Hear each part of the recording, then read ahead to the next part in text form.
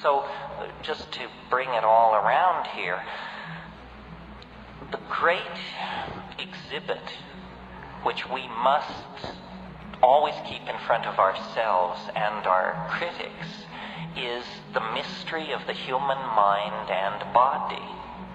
No one knows how it is that I can command my hand to make a fist and that it will do that. I mean, that's mind over matter. That's the violation of every scientific principle in the books. And yet it is the most trivial experience any of us have. We expect to command our body. We expect the mental will to order the monkey flesh into action, and it will follow. The body is the nexus of the mystery of life. And our culture takes us out of the body and sells our loyalty into political systems, into religions, into inanimate objects and machines, collections, so forth and so on. It's a journey into the presence of the Gaian mind, that the earth is a coherent whole.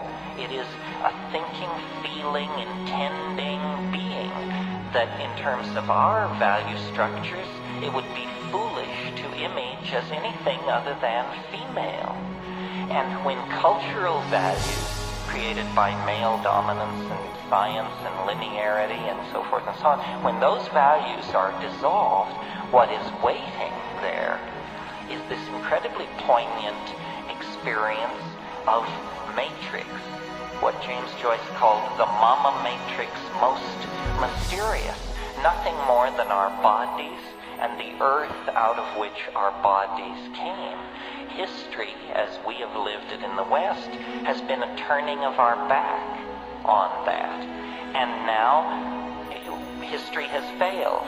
Western cultural institutions, having become global cultural institutions, now show themselves to be adequate to inspire, lead, or carry anyone into a future worth living in. At this moment, then, this reconnecting to the Gaian mind becomes a kind of moral imperative. So this whole drug issue is not an issue even about criminal syndicates or about untaxed billions or about the mental health of our youth or any of that malarkey. I mean, my God, the most destructive drugs known to the species are peddled on every street corner without restriction. The real issue is what kind of mental worlds shall people inhabit? What kinds of hope shall be permitted? What kind of value systems shall be allowed? And the value systems that aggrandize the possession of things, the tearing up of the earth, competition, classism, racism, sexism, have led us to the brink of catastrophe.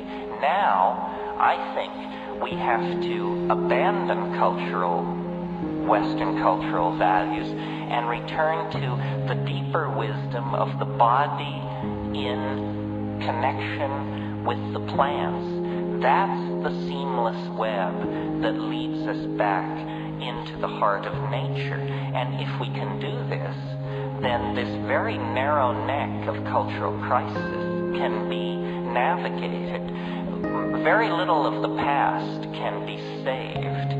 The architectonics, the machines, the systems of monetary exchange and propaganda, the silly religions, the asinine aesthetic canons, very little of that can be saved. But what can be saved is the sense of love and caring and mutuality that we all